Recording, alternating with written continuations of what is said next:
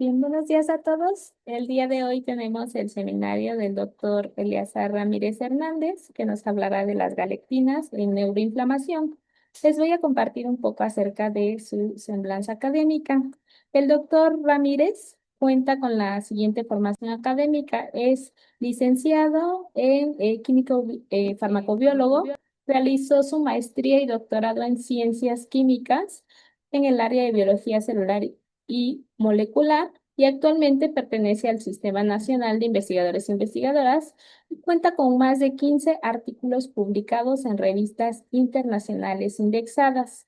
En este momento es profesor asociado C de tiempo completo en la Facultad de Medicina de la Universidad Nacional Autónoma de México. Cuenta con estudiantes a nivel licenciatura, maestría y doctorado. Y bueno, sin más, los dejamos con el seminario del doctor. Muchas gracias, doctor, y adelante, por favor. Hola, muy buenos días. Muchas gracias a todos. Espero que se pueda escuchar muy bien. Eh, si no, pues favor de decirme que cuando no se deja de escuchar. Hoy vamos a ver un tema que realmente pues no es tan nuevo. Ya tiene algunos años en los cuales han estado estudiando, por ejemplo, los procesos de neuroinflamación y la asociación con otras moléculas que puedan servir como intermediadores de la respuesta inmune. Y una de ellas pues, son las estructuras de las galectinas. Eh, para empezar, pues hay que definir, por ejemplo, qué son las galectinas. Hay un trabajo interesante de Copper en el 1999 que dice que por qué Dios ama las galectinas y que por qué hizo muchos de ellos. Y esto se hizo en relevancia a que realmente las galectinas son proteínas que se van a encontrar prácticamente en todos los mamíferos e inclusive en otras especies digamos, de, de animales, ¿no? Y se han encontrado, por ejemplo, que en las galectinas de los vertebrados, pues se pueden encontrar tres tipos principales, que serían los de tipo prototipo, los de tipo quimera y los de repetición en tándem. En cambio, también en invertebrados se ha podido encontrar, en este caso, estructuras de galectinas, pero con una configuración también un poquito diferente, como son las galectinas CRD1, que se pueden o que son muy similares a las de tipo prototipo, las CRD2, CDR4 y las GERD, ¿no? Cada una de ellas, pues, han sido interesantes porque tienen la capacidad de reconocer carbohidratos. Estos carbohidratos, principalmente el disacárido que reconoce o es el complejo de N-acetilactosamina, que literalmente pues, se puede reconocer por este sitio que se conoce como dominio de reconocimiento de carbohidratos. Y de hecho, aquí hay un artículo en el 2017 que es de Basta, en el cual también presenta las clasificaciones de las galectinas en prototipo, quimera y tándem, pero nos muestra uno de los primeros, o más bien una de las representaciones eh, de las estructuras de las galectinas, donde se puede ver que prácticamente toda la estructura de las galectinas corresponde a elementos o estructuras en forma de listón y en el cual hay una cavidad o un sitio donde reconoce a estos carbohidratos, ¿va? Entonces, ¿cómo se sintetizan o más bien cómo se expresan estas galectinas? Pues normalmente estas galectinas van a seguir una ruta que sería una ruta citoplasmática, porque no entran a la ruta de las endomembranas. Prácticamente la mayoría de las proteínas, pues el RNA junto con el complejo ribosomal se une a lo que sería el retículo endoplásmico rugoso, hace este retículo endoplásmico rugoso y empieza a sintetizar la proteína. En este caso no, porque el complejo ribosomal se mantiene, en este caso, a nivel citoplasmático, se sintetiza la proteína que es de las galectinas y estas galactinas se van a encontrar a nivel citoplasmático de forma libre. Posteriormente, estas galactinas lo que van a hacer es que van a seguir una ruta de secreción no canónica, como lo que nosotros sabíamos acerca de la liberación por vesículas, pero una vez que se libera estas estructuras de las galactinas, tienden a encontrarse de forma monomérica o empezar a formar complejos con otras galactinas que son muy importantes en este caso para el reconocimiento de carbohidratos, principalmente la N-acetilactosamina, en las glicoproteínas que están ancladas directamente sobre la membrana. Y esto es muy importante porque pueden establecer comunicaciones entre diferentes proteínas y establecer sitios de comunicación. Entonces, por eso es que son muy importantes las galactinas porque dan estabilidad muchas veces a los complejos proteicos que se van a encontrar a nivel de la membrana y favorecen mucho el proceso de señalización molecular. Y esto tiene que ver porque, o es muy importante, porque muchas de estas galactinas pueden establecer estas matrices de comunicación entre proteínas que se encuentran de forma lateral o pueden interaccionar con complejos glicosídicos que se van a encontrar, por ejemplo, en los componentes de la matriz extracelular, pueden ayudar, por ejemplo, a la comunicación entre proteínas de una célula a célula, pueden también participar en el reconocimiento de patógenos, de virus, de bacterias, de parásitos, que serían prácticamente también estos elementos que le permiten, en este caso, pues, ser reconocidos por esta capacidad que tienen las galactinas. Pero además, también hay galactinas que se pueden presentar a nivel citoplasmático, que se quedan dentro de la célula y pues ayudan mucho a regular la transducción de las señales, regular procesos de autofagia, regular el ciclo celular e inclusive se han encontrado que estas galactinas también pueden estar modulando el splicing alternativo, ¿no? Entonces, ¿por qué son importantes también esto?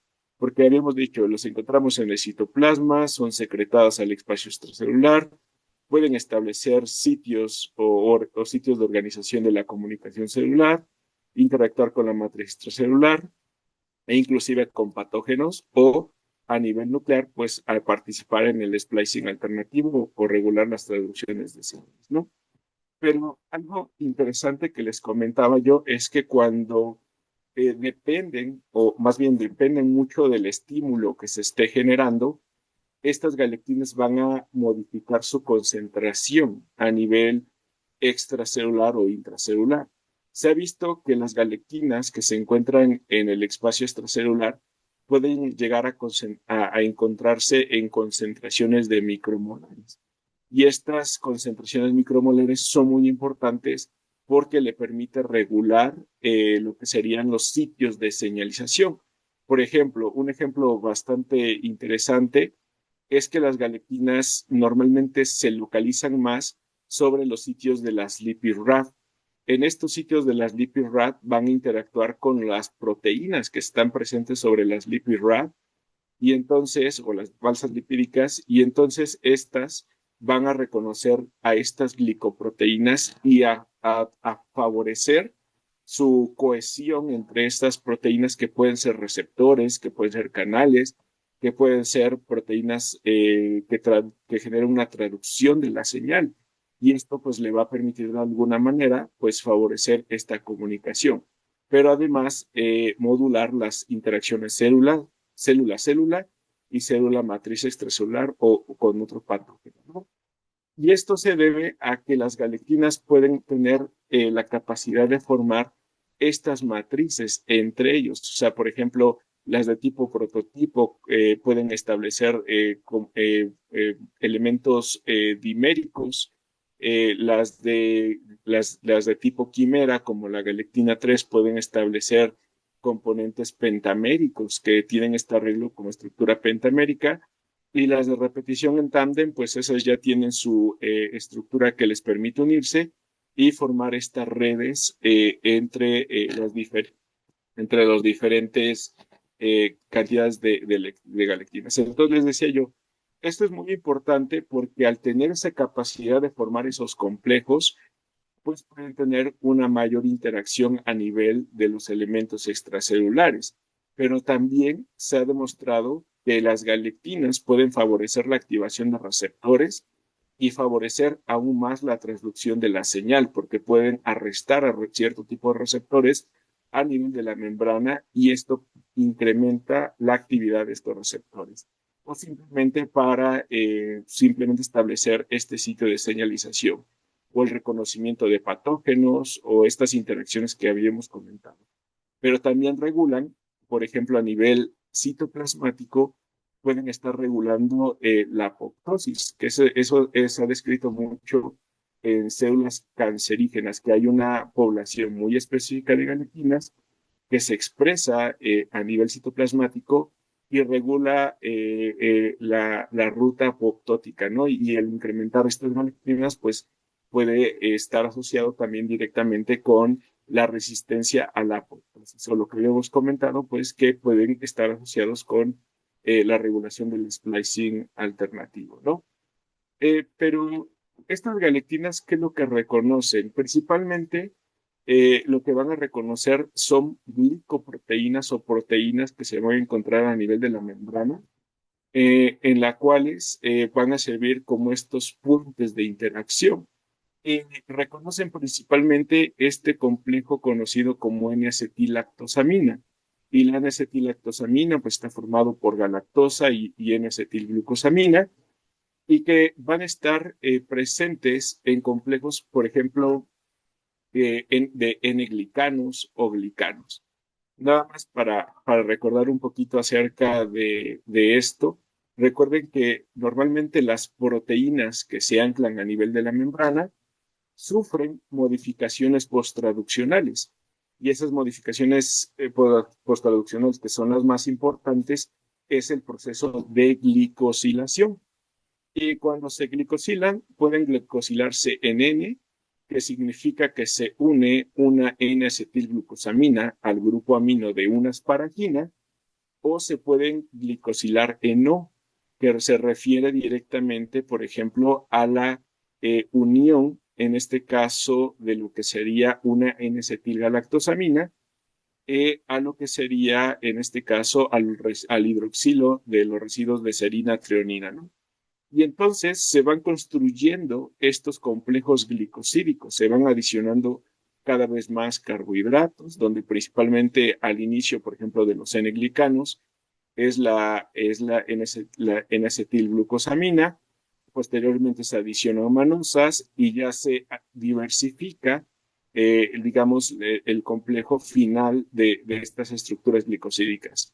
O, por ejemplo, en los oblicanos se pueden unir también galactosas, se pueden unir N-acetilglucosaminas, se pueden hacer repeticiones de estos carbohidratos y formar complejos conocidos como, en este caso lo que nos interesa, las N-acetilactosaminas.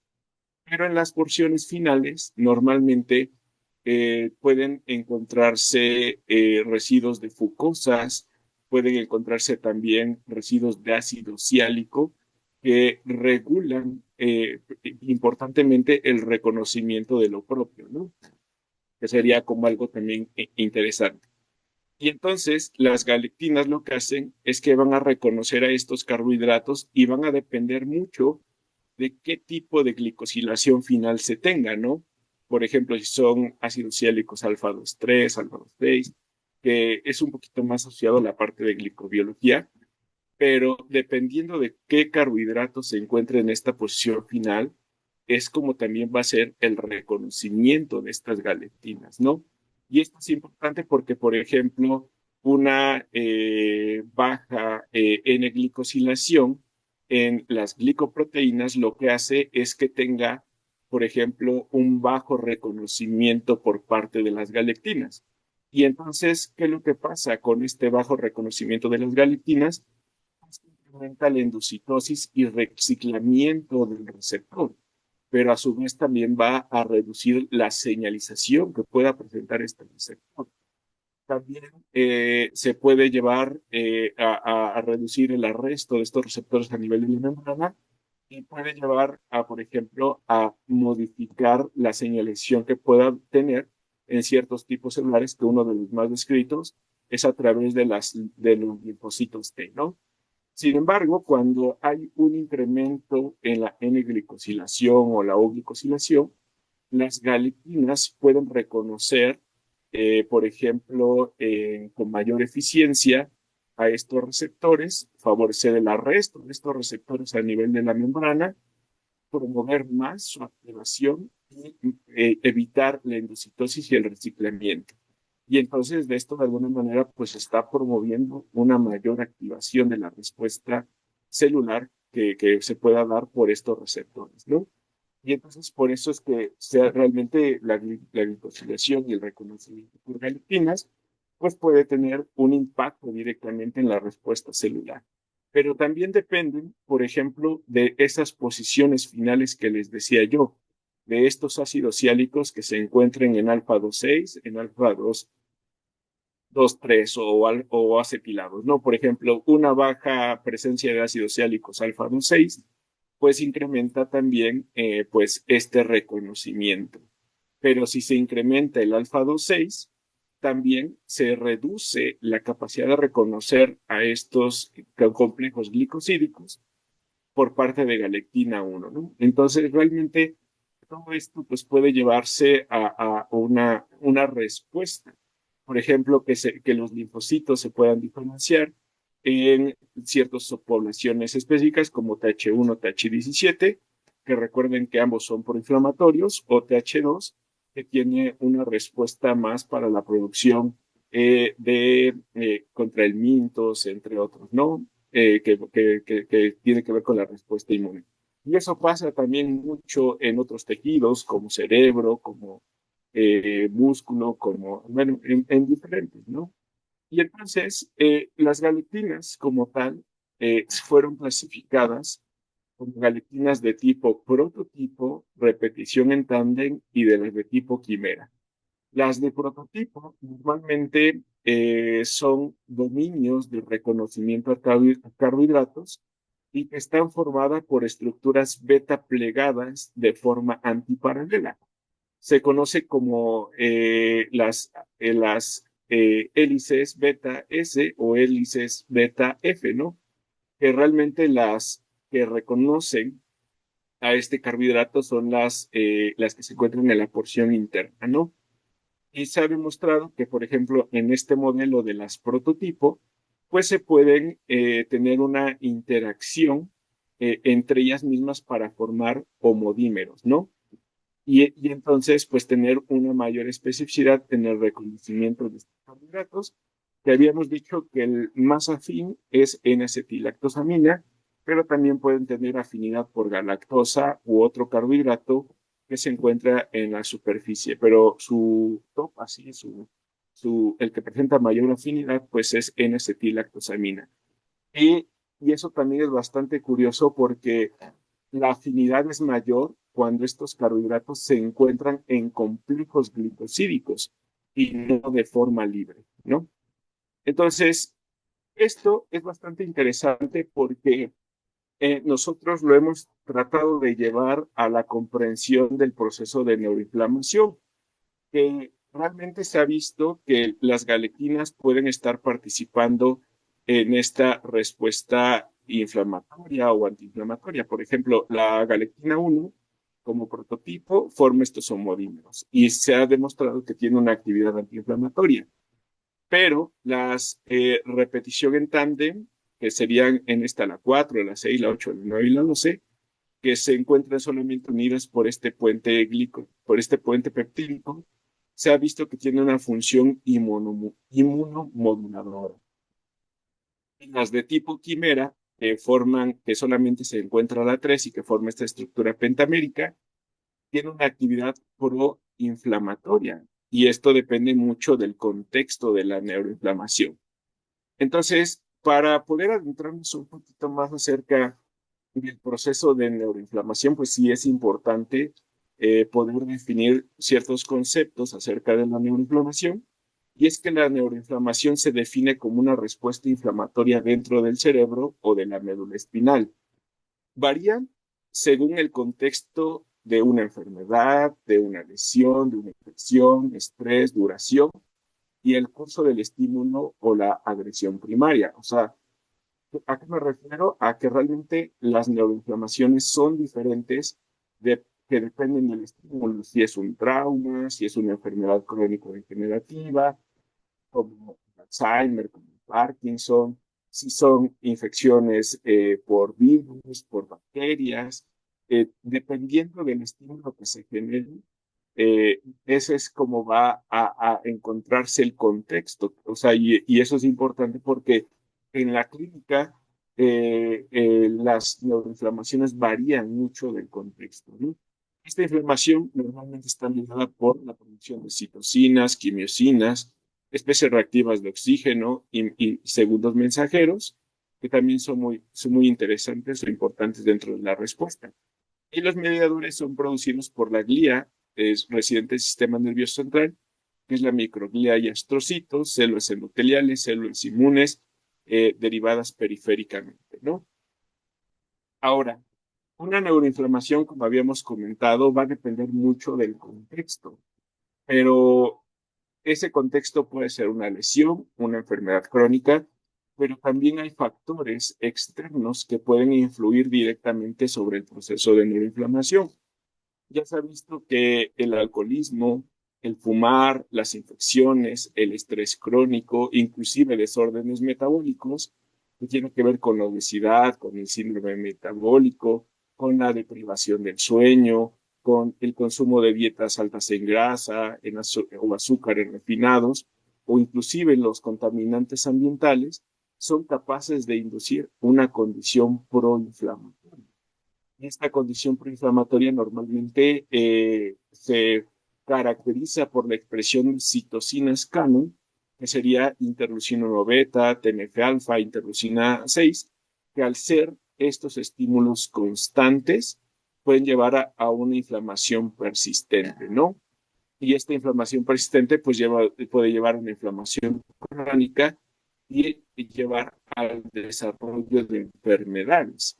E inclusive se ha visto que a nivel periférico la respuesta proinflamatoria puede llevar a condicionar el sistema inmune periférico, ¿no?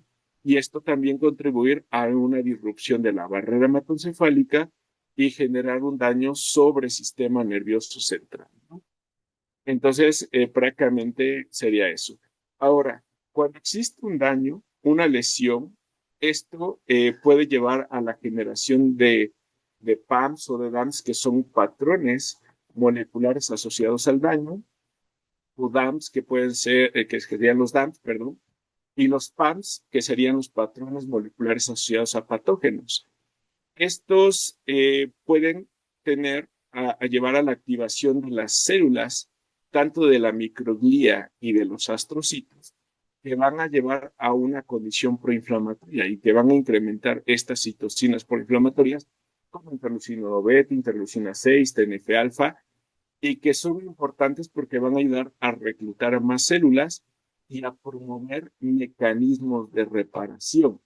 Si estos mecanismos de reparación son realmente eficaces y llevan a una respuesta favorable, se va a generar un proceso de protección y el mantenimiento de la homeostasis, por ejemplo, a nivel del sistema nervioso central. Sin embargo, si el estímulo o el daño persiste y se lleva a una sobreactivación de estas células, puede llevar a una condición proinflamatoria crónica y llevar a una muerte de las estructuras neuronales, los cuales pues estaría asociado con esta disrupción de la homeostasis y estableciendo también una enfermedad crónico-degenerativa. Y esto es importante porque nosotros decimos, es que la microglía y los astrocitos pues son los malos del cuento, porque realmente pues si se inflaman pues van a tener, ¿no? Realmente estas células siempre van a llevar una función de protección y que nos lleve a la recurrencia de la hemostasis. ¿Por qué? La microglía normalmente pueden tener señales que puedan contribuir a la homeostasis neuronal y puede llevar al sensado de metabolitos para saber que realmente pues están funcionando correctamente nuestras neuronas, nuestros circuitos neuronales, todas las demás neuronas, pero participan activamente en el desarrollo cerebral, en la maduración del cerebro, en la poda neuronal, en la fagocitosis y el control de infecciones, o simplemente del control de DAMPs, ¿no? Que se generan por lesiones, por muerte neuronal, etcétera, ¿no?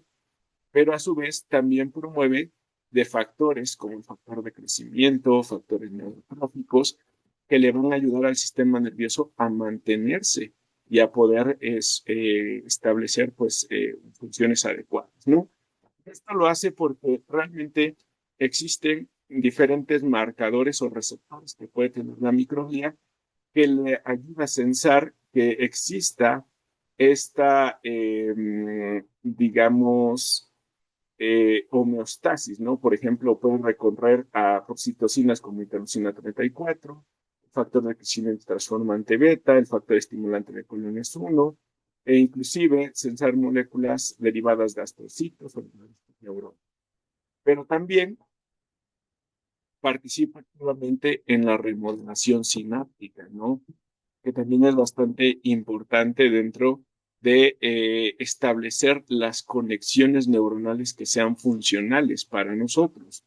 O también que pueda ayudar a promover la diferenciación de un progenitor de oligodendrocitos para que se diferencie en un oligodendrocito y promueva la mielinización de las neuronas, que es realmente adecuado para mantener esa estabilidad funcional de la neurona, ¿no?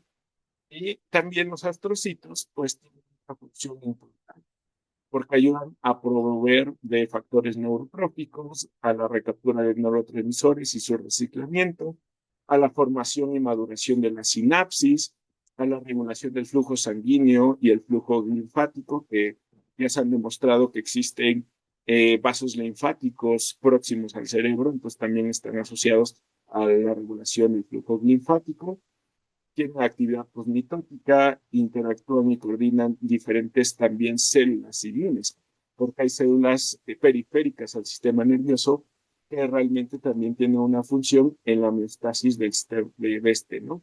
Y también establecen un ritmo digamos, la regulación de iones como el calcio, como el potasio, en todo eso.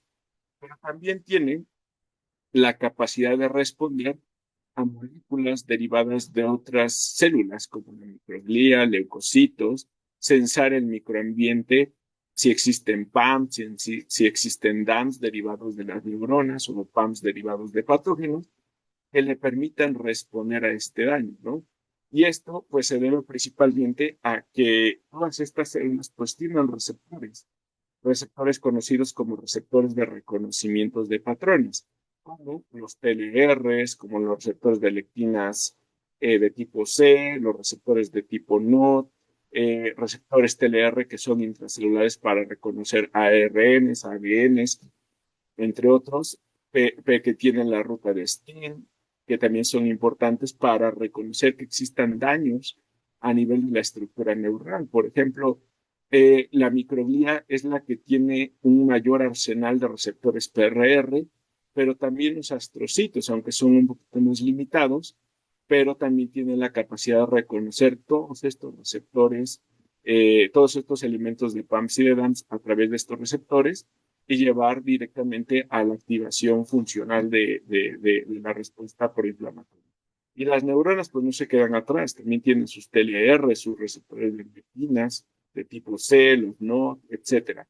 Y ya los más pobrecitos pues son los organismos que literalmente pues se limitan a ciertas poblaciones de receptores TLR, algunas receptores de lectinas de tipo C, como la lectina manosa, y algunos TLRs a nivel en los hombres. Entonces, pues esto es importante porque si se llega a presentar DAMs, PAMs, pues ya puede responder a ello y va a generar una inflamación sistémica, señales de daño, va a llevar a generar un priming microbial que tiene que ver con esta predisposición a la respuesta proinflamatoria. Hay una disrupción de la proteostasis, de la fagocitosis, hay un incremento de los agregados proteicos porque pierde su capacidad fagocítica, se esparcen estos agregados proteicos y hay una reducción de la poda sináptica, ¿no? Entonces, también al ser una microglía proinflamatoria, incrementa la presencia de citocinas proinflamatorias, de especies reactivas de oxígeno, de óxido nítrico, que pueden llevar también pues, a esta muerte neuronal. Y esto se debe a que la microglía pues, cuenta con todos estos receptores que regulan la capacidad fagocítica, las señales para poder saber que cuándo tiene que eliminar una neurona, que se le conocen como las señales de cómeme, o también regula la remielinización de los precursores de los oligodendrocitos, que cuando es reactiva, pues se reduce esta capacidad de establecer la conexión, más bien la remodelación o la remielinización, ¿no? En los astrocitos también no quedan atrás, porque al ser activados por DAMs o por PAMs, pues van a perder la capacidad de promover este aporte neurotrófico, la recaptura de neurotransmisores, el reciclamiento, y al haber una reducción de la capacidad de recaptura y reciclamiento de neurotransmisores, como el glutamato puede llevar a un fenómeno de excitotoxicidad. También crecen o se reduce mucho la propiedad de ayudar en la formación de la sinapsis tripartita o la activación neuronal. Reduce también el flujo sanguíneo porque como forman parte de la barrera hematoencefálica, cuando estos se activan, entonces hay un precondicionamiento para la barrera hematoencefálica y esto también puede llevar a una disrupción de esta barrera, ¿no? O, por ejemplo, pueden formar bordes, que son las cicatrices astrocíticas. Esto literalmente se ve, por ejemplo, en este experimento, donde hacen una lesión y administran de fosfato salino, ¿no? Y ustedes pueden ver a los astrocitos marcados en color verde y una quimiosina como CCL7 que se marca en color rojo. Y realmente, pues la quimiosina pues es muy poca. Pero cuando hacen la lesión, pero introducen lipopolisacárido, interferón gamma o TGF-beta, ustedes vean cómo se activan estos astrocitos e incrementan la presencia de la quimiosina. Y también se forma un borde conocido como la cicatriz astrocítica. Y esta cicatriz astrocítica pues está formada por astrocitos alargados, hipertróficos, que literalmente lo que están haciendo es formar como una valla para que no se propague el daño, ¿no? Y también aquí vamos a encontrar en la parte intermedia, pues, astrocitos hipertróficos que están asociados con esta respuesta ante estos elementos patógenos. Y el control, pues este sería el astrocito, ¿no? Que no está activado, ¿no? Pero también tiene que ver con que estos astrocitos pueden emplear la respuesta proinflamatoria y reduce la regulación de las concentraciones de calcio intracelulares o extracelulares, ¿no? Entonces, realmente, pues todos estos también están asociados. Y aquí la pregunta sería, dice, pues ya nos olvidamos de las galetinas, pues realmente no es así, porque se ha propuesto que las galetinas pueden funcionar como moléculas moduladoras en la respuesta de astrocitos y microglia a través de estos receptores, que son los sensores para PAMS y DAMS, como los TLR, los RAG, los receptores polinérgicos, la ruta de Sting, la del CIGAR, los cigrosomas, etcétera.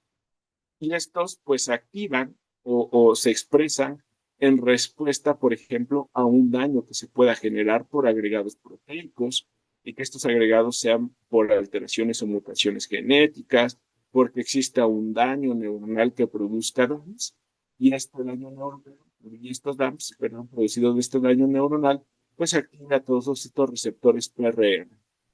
Entonces las galactinas, como la 3, pueden funcionar como una molécula proinflamatoria, llevar a la activación o traducción de señales de segundos mensajeros, activación de factores de transcripción, y la expresión de elementos proinflamatorios como lípidos bioactivos, como las prostaglandinas, los neotrogenos, las citocinas, quimiosinas, especies reactivas de oxígeno, de nitrógeno, que literalmente van a generar como una respuesta, eh, digamos, de retroalimentación, incrementar la respuesta proinflamatoria, ¿no?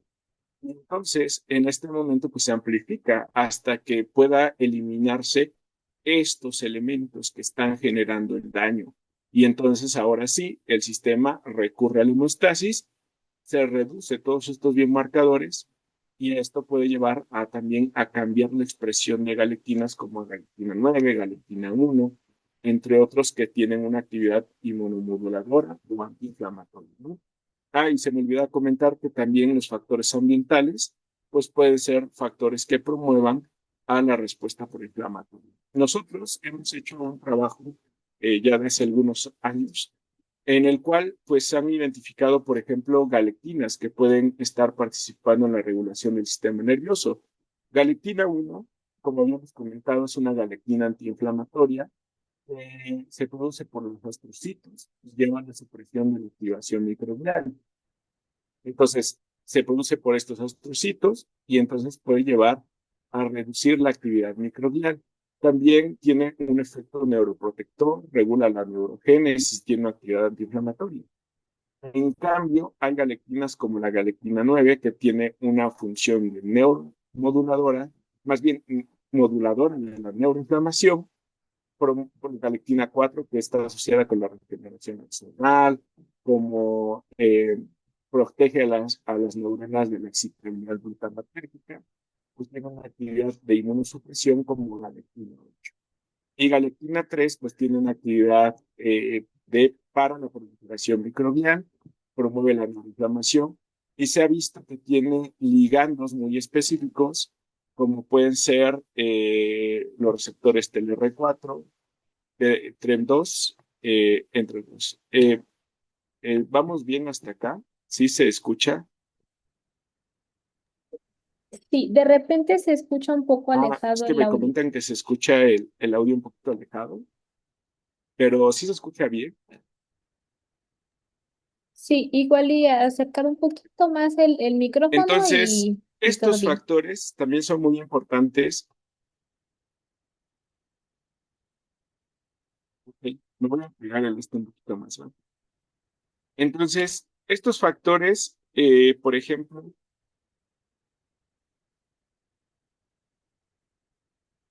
ok, así se escucha mejor.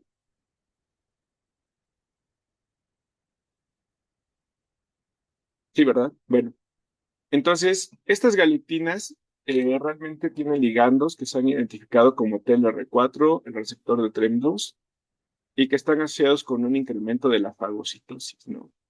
Y esto se debe a que pueden responder en tanto microglía como astrocitos a la agregación de péptidos, al estrés oxidativo, a la oxidación de proteínas, lipoperoxidación, entre otros que están contribuyendo a la neuroinflamación. Y la neuroinflamación, si se promueve por esta parte de la expresión de galectinas, puede llevar a un daño neuronal, pero si se promueve la galectina 1, puede llevar a un proceso de protección realmente que es bastante interesante, ¿no? Entonces, esto es importante porque cuando nosotros adentramos un poquito más al conocimiento acerca, por ejemplo, de las enfermedades neurodegenerativas, las enfermedades degenerativas como el Alzheimer tienen como característica principal la formación de placas de amiloide beta, ¿no? La hiperfosforilación de la proteína tau, la activación de los trocitos, microglia, están asociados con esta condición proinflamatoria y la activación del inflamosoma, el NLRP3. Pero en Parkinson hay agregados de alfa-sinucleína, la formación de cuerpos de Lewy, degeneración dopaminérgica y la activación también de astrocitos y microglia. En la demencia frontotemporal hay un incremento de la hiperfosforilación de tau, la formación de las marañas neurofibrilares, mutaciones en el receptor de TREM2, que es un receptor exclusivo de microglia, la activación de astrocitos y microglia, ¿no? Y entonces cada uno de estos pues están asociados directamente con una respuesta, o más bien que tienen un factor en común, que en este caso es el proceso de neuroinflamación. Nosotros nos hemos enfocado un poquito más en entender la enfermedad de Alzheimer. La enfermedad de Alzheimer es una enfermedad crónico-degenerativa que se caracteriza por la pérdida de las neuronas y, en este caso, en consecuencia, la reducción de elementos o estructuras cerebrales, por ejemplo, la corteza, donde nosotros podemos observar que en este paciente con Alzheimer, del cual era este cerebro, la fotografía de este cerebro, se ve un incremento de los surcos, una reducción en las circunvoluciones del cerebro, ¿va? Entonces, dice que se escucha muy cortado, ¿verdad? Si A gusta, ver, podría apagar permíteme su un cámara. Quizá eso momento. ayudaría un poco. Me voy a cambiar de red. Y, y ahorita lo checamos, ¿va? Me avisan si todavía siguen teniendo problemas con el audio, mm, para que lo podamos ir corrigiendo. Ahí lo escuchamos muy bien. Eh,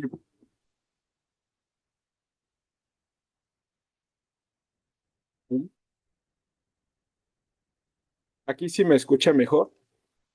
Sí, perfecto.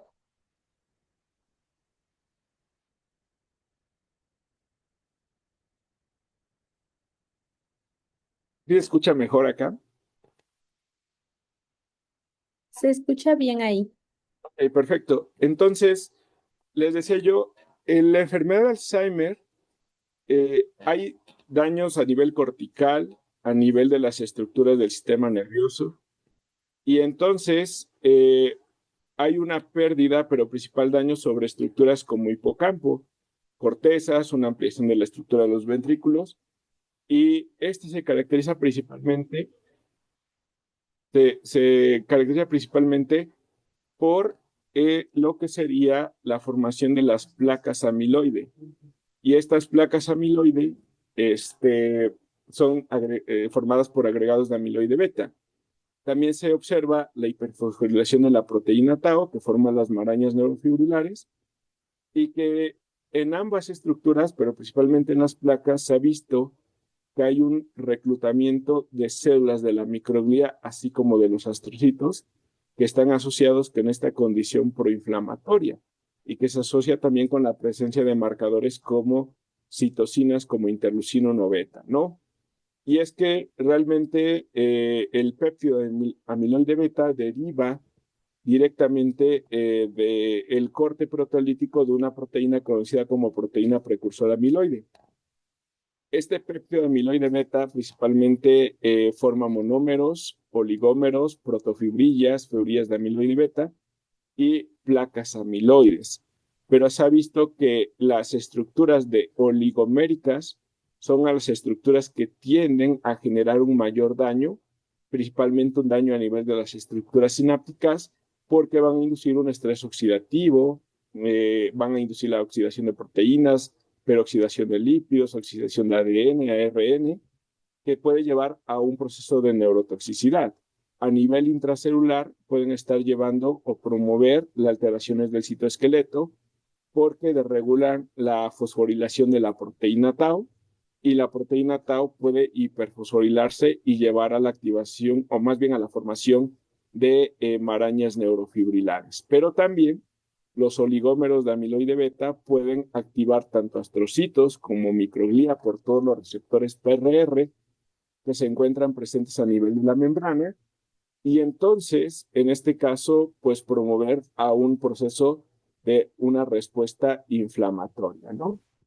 Eh, Esto es curioso porque nosotros tomamos una secuencia de péptido como es el péptido amiloide beta 2535, que se ha visto que es más tóxica que el 1A42, e hicimos una administración, por ejemplo, en un modelo de murino, en ratas, y lo administramos en la región San 1 del hipocampo. Lo que hicimos posteriormente, al lesionar la estructura del hipocampo, fue evaluar si existía una lesión a nivel de la CA1 y la región del giro dentado, y podemos observar que el péptido amiloide beta pues genera esta lesión en las estructuras del CA1, así como en el hipocampo. Y después, posteriormente, quisimos, en este caso, pues evaluar las habilidades cognitivas de los roedores. Y los sometimos a un laberinto, que es el laberinto acuático de Morris, en lo cual es una tina circular de 150 centímetros de diámetro y 80 centímetros de altura.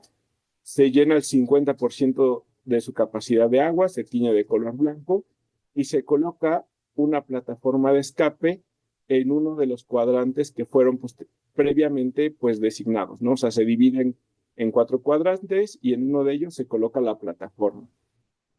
Entonces se entrenan a los animales para que puedan, en este caso, ellos reconocer la plataforma de escape, y evaluamos el tiempo que tardan en recordar dónde se encuentra la plataforma de escape.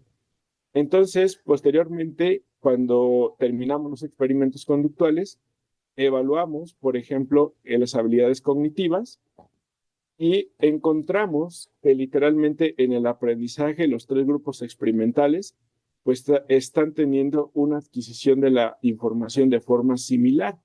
Sin embargo, cuando evaluamos qué tanto recordaban posteriormente la información que se había aprendido, que igual se vuelven a someter al laberinto, pero se les quita la plataforma, y se evalúa el tiempo de latencia al primer cruce donde se encontraba la plataforma, vemos que el grupo amiloide beta 2535 incrementa el tiempo de latencia al primer cruce, que sería al día 17 y al día 31 posterior a la cirugía.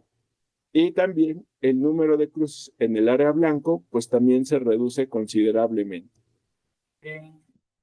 También, posteriormente, para definir, o más bien para saber que realmente también había una disfunción cognitiva porque dañaba estructuras específicas, hicimos la evaluación de marcadores como la subunidad del receptor a glutamato NR2B y la proteína PCD95, que es una proteína asociada, en este caso, a las estructuras postsinápticas. Entonces, en este caso, estábamos evaluando elementos de las possinapsis, ¿no?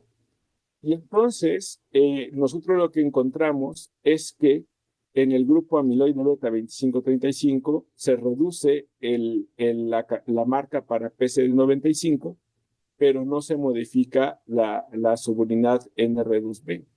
Pero sí el conjunto de NR2B y PCD95 sí se reduce considerablemente en CA1 como en la región del giro dentado. Y al realizar la evaluación de las espinas dendríticas totales, vimos que el grupo amiloide beta pues sí reduce tanto en CA1 como en giro dentado, y que esto está asociado más con la reducción de las espinas que realmente son las maduras, las de tipo hongo, las de musgo, y que estas son las que literalmente están estableciendo la comunicación entre neuronas. Entonces se ve también reducida de forma considerable, ¿no? Tanto en CA1 como en la región de giro dental. Y esto nos llevaba a preguntarnos cuáles podrían ser uno de los mecanismos por los cuales pudiese llevarse a cabo el daño sobre las estructuras sinápticas. Y entonces es que nosotros propusimos que la neuroinflamación podría ser uno de los mecanismos que esté llevando directamente a esta disfunción cognitiva.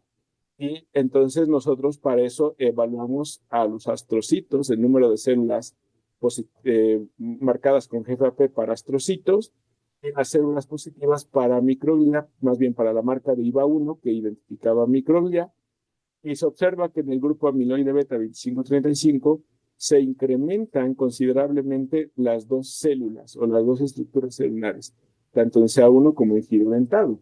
De igual manera, evaluamos las citocinas proinflamatorias como interleucino 1 beta, TNF-alfa, pero aquí hicimos también la evaluación de interferón gamma. Interferón gamma es una molécula, una citocina que promueve la activación de macrófagos, en este caso, principalmente la activación microglial. Y entonces también encontramos que existía un incremento considerable en el grupo problema. Y entonces también quisimos evaluar la presencia de galectina 1 y galectina 3, porque nosotros habíamos revisado previamente en reportes que galectina 1 podría funcionar como una molécula antiinflamatoria y galectina 3 como proinflamatoria. Y queríamos ver si existía un desbalance en la presencia de estas galectinas asociadas a la neuroinflamación que encontrábamos, ¿no? Y entonces se encontró galectina 3 que se incrementa en el grupo amiloide beta 25 y 35, al igual identificado por Western blot, pero no presenta un incremento de galectina 1. Y esto asociado con la inmunoreactividad para galectina 3 con GFAP e IVA 1, se puede observar que en el grupo amiloide beta 25-35, pues sí se está incrementando la expresión o la presencia de galectina 3 en estas regiones. No les muestro galectina 1 porque sí estaba un poquito más extenso los paneles, pero literalmente no había cambios significativos con galectina 1, ¿no? Solamente en galectina 3 sí se presentó este incremento de la inmunoreactividad. Y esto era bastante interesante porque otro grupo de investigadores, que es de parte del grupo de Stillman, eh, eh, lo buscaba en cerebros de pacientes con la enfermedad de Alzheimer, así como también en un modelo transgénico para Alzheimer, que sería el 5-XFAT. Cuando tomaron a galectina 3 en pacientes con enfermedad de Alzheimer, los niveles de galectina 3 se encontraban altamente expresados. Al igual, hicieron una colocalización del marcador de IVA1 con las placas amiloides, identificando el amiloide beta y la expresión de galectina 3. Y ustedes observen que colocaliza tanto galectina 3 con IVA1 y que están asociados con estas placas amiloides. Y que también se incrementa la expresión de galectina 3 a nivel de las estructuras de las cortezas, con la marca de IVA1, y que esto también puede estar asociado con esta condición proinflamatoria. Se buscó también que realmente fuera asociado con el grupo de Stillman, el grupo de Stillman lo realizó, y también se encontró que galectina 3 colocaliza con un receptor, que es el receptor de TREM2 y que es un receptor que es exclusivo de la microglía. Y entonces se observaba galectina 3, TREM2 e IVA1 colocalizados. Entonces se propuso en ese entonces, bueno, el grupo de Stillman propuso que galectina 3 tenía un blanco que era el receptor TREM2. Y entonces, para descartar que realmente fuera ese blanco, se utilizó una técnica conocida como STORM, que realmente es una técnica de microscopía de mayor resolución y que buscaba estudiar la colocalización tanto de TREM2 como con galectina 3. Y se puede observar que TREM2 junto con galectina 3 colocalizan en la respuesta, o más bien colocalizan en la marca, lo que puede estar asociado que puedan llevar a una activación de la estructura microglial. Ya un trabajo más adelante de Bosa Serrano en el 2014 demostraba que la presencia de alfa-sinucleína incrementaba la expresión de la sintasa del óxido nítrico de tipo inducible, pero que a la vez se había un incremento en la expresión de galectina 3, que cuando utilizaban un inhibidor de galectina 3, INOS, se reducía considerablemente.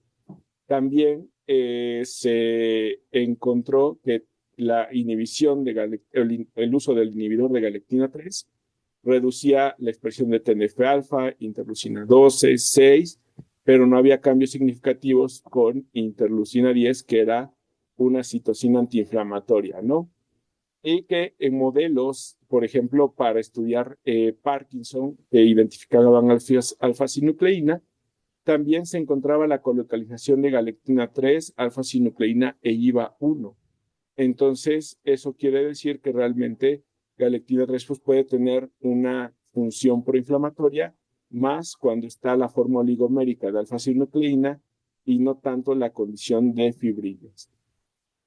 Por otra parte, ya los trabajos de Q en el 2011 y 2010 demostraron que ante un foco isquémico, en un mecanismo de reparación, galectina 1 se incrementa, pero se incrementa principalmente en células marcadas con GFAP, que serían en este caso los astrocitos.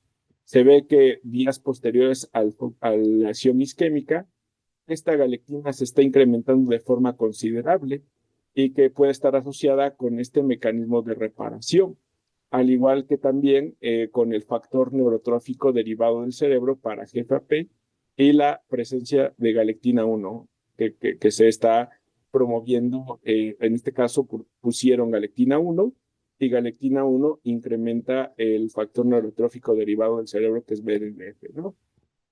Trabajo de Jeep del 2017, hacen un knockout para galectina 3 y hacen una lesión que le conocen como stroke o como golpe, ¿no?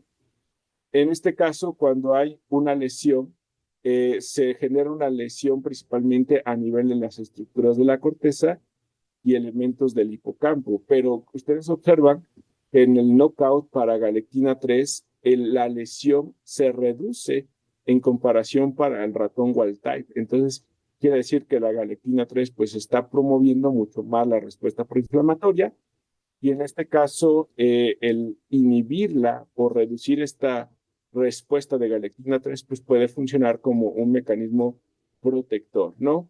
Y que cuando se genera la lesión, pues hay un incremento considerable de galectina 3. Entonces, en el knockout, cuando graficaron el área de lesión, pues sí se reduce considerablemente pues esta área. Perdón, es que creo que voy un poquito rápido, ¿no? Pero ya no me queda tanto tiempo. Entonces, ante una lesión, pues en las primeras instancias pueden expresarse galectinas como galectina 1, galectina 3, y galectina 3 está asociado más a las condiciones proinflamatorias, que van a llevar directamente a la lesión o a la muerte neuronal. En cambio, si este mecanismo de protección, de reparación se ve promovido por galectina 1, pues entonces la condición proinflamatoria se reduce y hay una reparación ante el daño generado, ¿no? Esto es importante porque realmente galectina 3 puede estar llevando a la activación del factor de transcripción NF-κB, que se ha visto que es un factor de transcripción que promueve la expresión de genes proinflamatorios y principalmente expresan elementos del complemento TNF-alfa que lleva a la activación de astrocitos y células microbiales. En cambio, la galectina 1 inhibe a los receptores como CD45, que va a inhibir la acción de NF-κB y esto promueve a que se liberen factores neurotróficos y citocinas antiinflamatorias que pueden llevar a una reducción de la respuesta astrocítica y entonces esto pues llevar a un efecto neuroprotector. Y otro mecanismo que hemos estado, que buscamos fue la expresión de galectina 9 y el receptor de TIM3, que literalmente fue una, digamos, este receptor de TIM3 se identificó en células de leucemia mieloide y entonces se ha visto que galectina 9 es un ligando para este receptor de TIM3 que puede llevar a la activación de la ruta de las beta-catequinas, las AKT, la activación del NF-κB y promover activaciones de la respuesta proinflamatoria. En el sistema nervioso central se ha visto citocinas, qué citocinas pueden llevar a la expresión de galectina 9 y una de ellas es interleucina 1 beta, TNF-alfa realmente incrementa mucho la expresión de galectina 9 e interferón gamma, ¿no? Solamente lo va a hacer, por ejemplo, en astrocitos, pero que en la microglía galectina 9 pues prácticamente es constitutivo, porque aquí lo que se hace es que se estimulan a las células o los cultivos primarios de astrocitos con TNF-alfa y entonces los astrocitos pues producen galectina 9, pero no las neuronas, no los oligodendrocitos, o tal vez sí muy poco. pero la microglia pues prácticamente lo tiene constitutiva la expresión de galectina 9, ¿no? Y entonces nosotros hicimos otro trabajo en el cual evaluamos otra prueba conductual que sería en la prueba de reconocimiento de objetos novedosos. Colocábamos a los animales en una caja para que se habituaran durante 5 minutos por 3 días. Pasados los 3 días, 24 horas posteriores, les colocamos dos objetos, que es el objeto A y el objeto B, que van a considerarse como objetos familiares. Y 24 horas después, al día 5, lo que se hizo es que se colocó un objeto o se reemplazó uno de los objetos por un objeto nuevo, que sería un objeto no familiar. Y entonces los animales tienden a explorar mucho más a los objetos novedosos, ¿no? Y eso nos va a permitir, en este caso, pues, estudiar qué tipo de memoria, o la memoria más bien de largo plazo, se está dañando, ¿no? Analizamos las evaluaciones. En el aprendizaje vimos que los tres grupos experimentales presentaban la misma atención para el objeto A y el objeto B, que se transformarían en objetos familiares, y su índice de discriminación pues es muy similar, ¿no?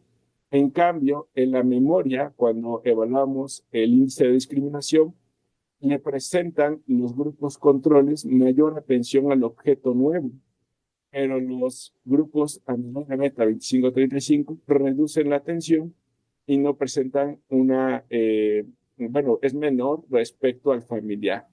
Cuando vimos el tiempo de exploración, pues el grupo amiloide beta, menos bien en el aprendizaje, no había diferencias significativas, o sea, sí había una tendencia del amiloide beta a reducir, pero en la memoria, los grupos intactos exploran más el objeto no visto y el grupo amiloide pues no presenta diferencias en la exploración de los objetos, ¿no?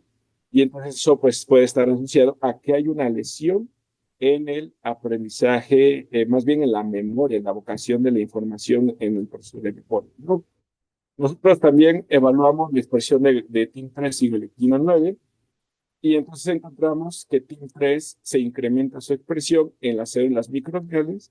Bueno, que se expresa su expresión porque la expresión en general, porque no lo identificamos más adelante, lo identificamos en la microglía, y también la expresión de galectina 9. También encontramos un incremento de GFAP e IVA1, pero en IVA1 con TIM3 se incrementa la expresión de este marcador, principalmente en el grupo problema, y galectina 9 también está asociado a este incremento en su expresión en la región SA1, SA3 y giro dentado, de galectina 9 en estas tres regiones, lo que podría estar asociado con esta condición proinflamatoria, ¿no? Entonces, prácticamente las galectinas pueden tener diferentes funciones en la modulación de la respuesta tanto de galectina de las astrocitos como de las células microgliales, que están manteniendo la homeostasis del tejido nervioso. Galectina 1 se puede considerar como antiinflamatoria, galectina 3 como proinflamatoria, y galectina 9 aún nos falta descubrir si es moduladora de la respuesta o si tiene alguna otra función además del receptor blanco, que puede ser, en este caso, el receptor de TIM3, ¿no? Y entonces, pues, nos falta también explorar los cambios en los patrones de glicosilación para ver una perspectiva mucho más acertada acerca de por qué estas galectinas se expresan, por qué esos ligandos tienen especificidad, bueno, más bien estas galectinas tienen especificidad por estos ligandos, y pues nos falta todavía muchas preguntas por responder, ¿no? Entonces, pues la inflamación pues va a depender mucho de qué tipo de estímulos esté generando, de la región y de la respuesta también de astrocitos y de las células microgliales. Pero pues realmente pues va a depender del estímulo. Y pues muchas gracias por su atención. La verdad, me tardé un poquito más de lo esperado, de la hora que nos habían comentado, pero pues yo espero que tengan preguntas. Muchísimas gracias, doctor, por su ponencia y no se preocupe, estuvimos muy bien en tiempo. El seminario ahora está abierto a preguntas. Hay preguntas para el doctor Ramírez. Adelante, Paola, por favor. Gracias, Dulce. Gracias, doctor, por su presentación. Tengo dos preguntas. La primera es en sus fotos que nos mostraba de Galectina 3, me parece. Parecía que el marcaje sobre ajá, es justo esa, sobre la pava con GFAP, ¿eso es correcto?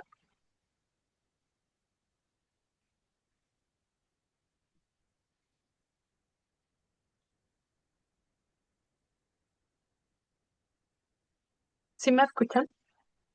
Sí, te escuchamos, doctor, no lo escuchamos.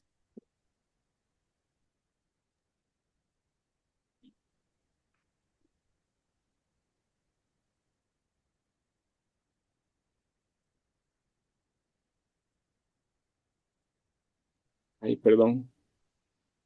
Listo, ya lo Acá. escuchamos. Sí, de hecho, se ha visto que... Sí, sí, sí.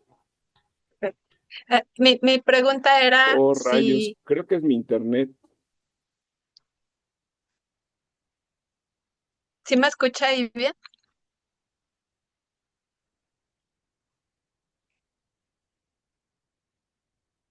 Ok, ¿sí me escuchan?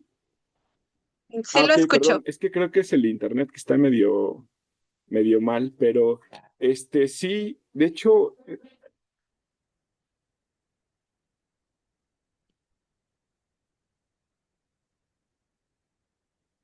sí, sí, sí, le escucho. Ah, ok. Mi pregunta era si la expresión de Galectina 3 era una consecuencia de que hubiera más glía o Ah, ok. era Entonces, previo sí, a sí la encontramos inflamación. que se pueden como colocalizar. Eso sí fue algo que sí nos llamó bastante la atención, aunque realmente en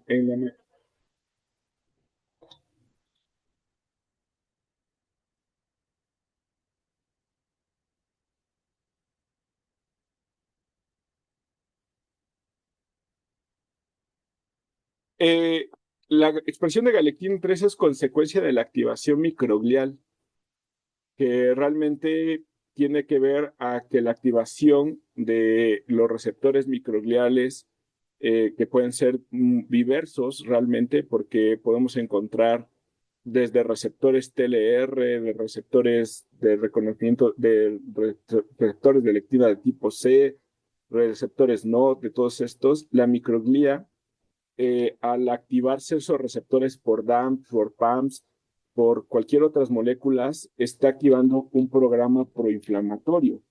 Y dentro de la respuesta proinflamatoria se expresan mediadores de esta condición proinflamatoria. Y uno de ellos es la expresión de galectina 3.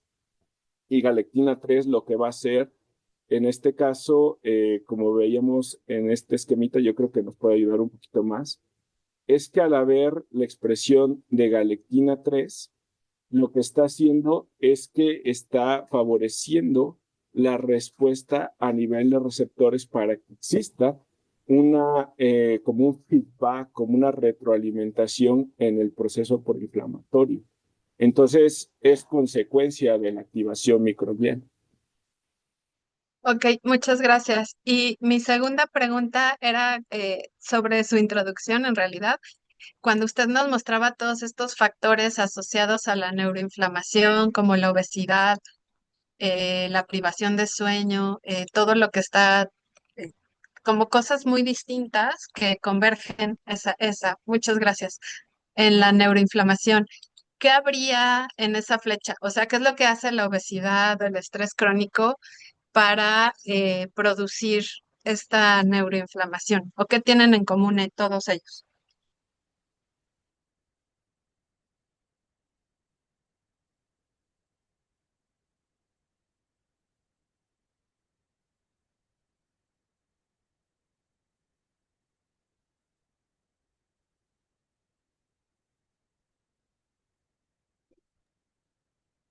Ya no lo escuchamos. No sé si los demás escuchan.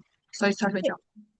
Es que hay Sí, de como un hecho, desfase fíjese de que, audio. por ejemplo, la obesidad es una alteración, digamos, metabólica. Y se ha visto que existe una interacción entre la respuesta inmune con los desórdenes metabólicos. ¿Por qué? Porque,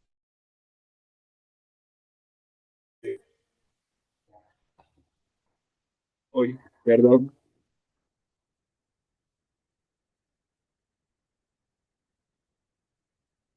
Ah, sí, creo que existe un desfase de audio muy feo. Mm, a ver, permítame, voy a cambiar de red.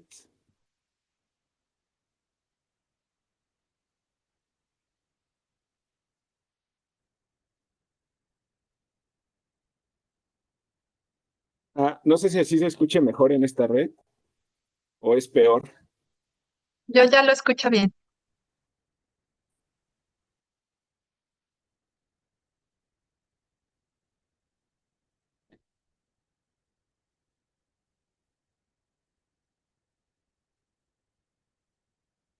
Ay, Dios.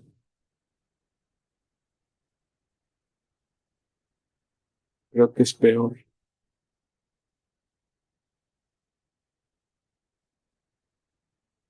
Sí. Ah, sí, ahora sí me escuché bien.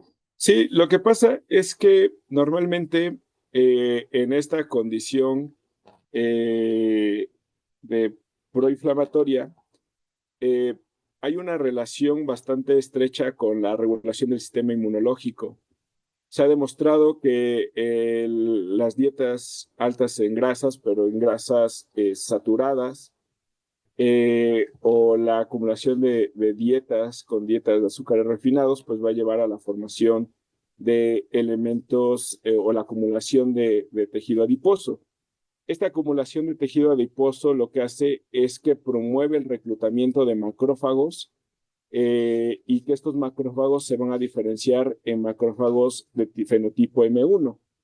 Estos macrófagos M1 son macrófagos proinflamatorios, los cuales van a producir citocinas proinflamatorias como interleucina 9, interleucina 6, TNF-alfa. Dentro de estos, estas citocinas van a llevar a la expresión o síntesis de factores conocidos como factores de fase aguda. Una de estas proteínas asociadas es la proteína C reactiva. Esta proteína C reactiva va a estar también promoviendo una condición de estrés y de inflamación. Y esto pues puede llevar a que se genere una inflamación crónica de bajo grado. O sea, no es una inflamación aguda, no es una inflamación que sea así muy exacerbada, pero sí va a ser una inflamación crónica de bajo grado y esto va a promover que a largo plazo se genere una disrupción de la barrera hematoencefálica y entonces puedan existir infiltración de células del sistema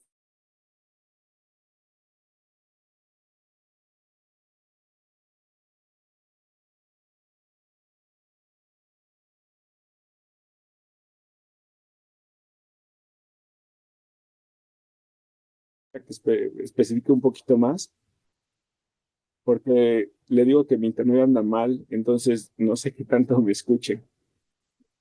No, sí, sí lo entendí. Sería como una inflamación crónica de bajo grado que promueve una disrupción en la membrana hematoencefálica, ¿no?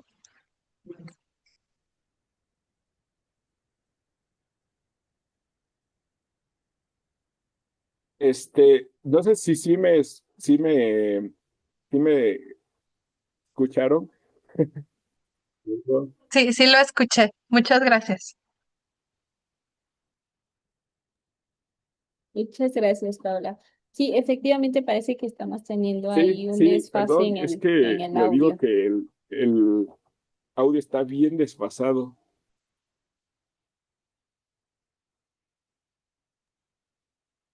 Bueno, en el chat tenemos una pregunta. Dice, Sí. hola, buenos días. Excelente exposición. Mi pregunta es, ¿de qué factores depende que se active galectina 1 o galectina 9? Hablaba de que el alfa 2,6 puede regular la Sí, expresión, no sé si tienen alguna otra pregunta, comentario. Voy a ver si me puedo conectar. la expresión de ciertas galactinas en el contexto de enfermedades neurodegenerativas. ¿Se ha visto si se puede regular este factor para cambiar la activación de galactinas? Vamos a esperar a que el doctor reciba el mensaje para escuchar su respuesta y después revisamos si hay más preguntas. Eh, sí, fíjese que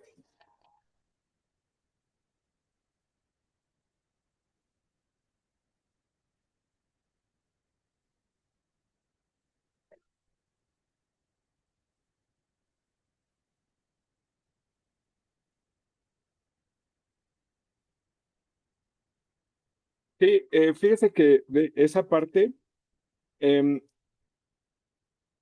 primero, lo del ácido ciálico. El ácido ciálico lo podemos encontrar en muchas formas en las posiciones terminales, que puede ser ácido ciálico alfa 2,6, alfa 2,3 o acetilado, ¿no? Y encontramos otras formas de ácidos ciálicos, pero las más importantes en mamíferos serían esos, ¿no?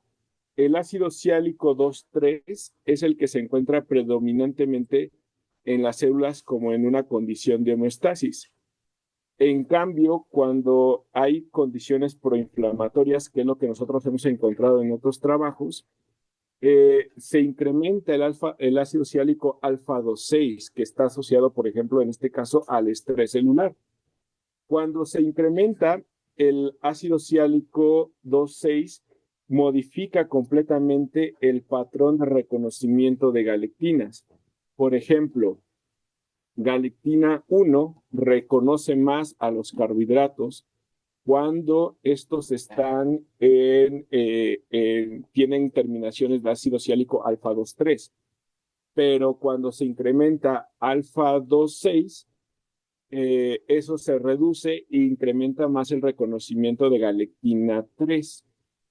Por ejemplo, también galectina 9 se ha visto que responde a estas condiciones del cambio del patrón de glicosilación, o más bien de sialilación, y va a depender también de estas condiciones de alfa 2,3 o alfa 2,6, ¿no? Entonces, por esa razón es que también el patrón de glicosilación es muy importante. En trabajos recientes que hemos realizado, sí encontramos que se incrementa el 2,6, pero además también se está incrementando una condición que es el proceso de fucosilación, que sería la adición de fucosas también dentro de las posiciones terminales de estas glicoproteínas. Que eso todavía no lo hemos sacado, no lo hemos publicado, pero ya estamos en la elaboración del trabajo. Y ya nada más, que sería un dato bastante curioso, ¿no? Ahora, de los factores de transcripción que se asocian directamente a la expresión de galectinas, uno de los que se han asociado mucho más es la respuesta por NF-κB y la ruta de las STAC, de la ruta JAK-STAC, pero principalmente el factor de transcripción de STAC 1, STAC 3, me parece, que también se ha visto que sí pueden estar regulando la expresión, pero ha sido bastante complicado utilizar esa inhibición de estos factores de transcripción porque realmente regulan otros elementos que pueden ser también proinflamatorios o que pueden estar asociados con la regulación de la homeostasis.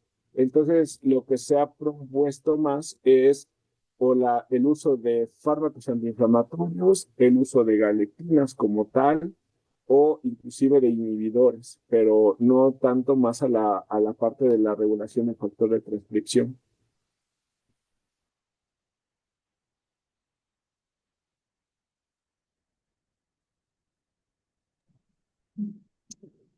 Muchas gracias, doctor. ¿Hay alguna pregunta adicional para el doctor Eleazar?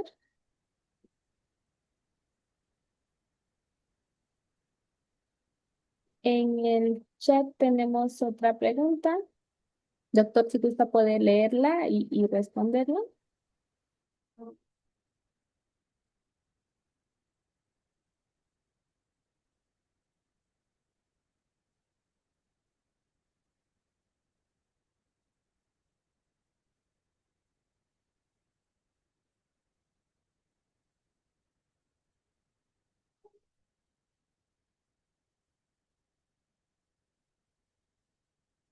Sí, dice, buen día, doctor, muchas gracias por su ponencia. La presencia de mutaciones en las galectinas altera su función en relación a la estabilidad o la formación de complejos. Fíjese que no se han hecho trabajos con mutaciones, pero me imagino que va a depender mucho de las mutaciones que se presenten, por ejemplo, en los dominios de reconocimiento a carbohidratos, ya que eso sí puede estar asociado con la pérdida de la función. Entonces yo creo que sí, mutaciones en los sitios de reconocimiento sí puede modificar su función, aunque también se ha demostrado que las regiones no lectínicas pueden tener también una función biológica. Entonces, sí, una mutación sí puede modificar su función y el reconocimiento, ¿no? Ya la siguiente pregunta sería, muchas gracias por la presentación. Considera que los tipos de respuesta inmune que generan las galectinas varían dependiendo del órgano o patología y los tipos de señales que están cesando las galectinas. Sí, efectivamente. Realmente las galectinas van a depender del contexto de la inflamación, que pueden ser, por ejemplo, respuestas proinflamatorias asociadas a cáncer, a un estrés metabólico, a una neurodegeneración, a un cambio, por ejemplo, en la respuesta a una lesión. O sea, realmente el contexto sí es muy importante en el cómo se está dando la neuroinflamación y qué tipo de respuesta se está dando, porque es lo que les comentaba yo.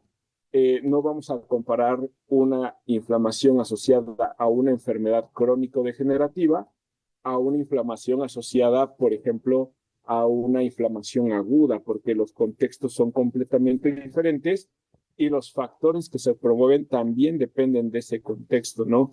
Entonces, realmente sí es muy importante el contexto que se está llevando a cabo para la expresión de galectinas.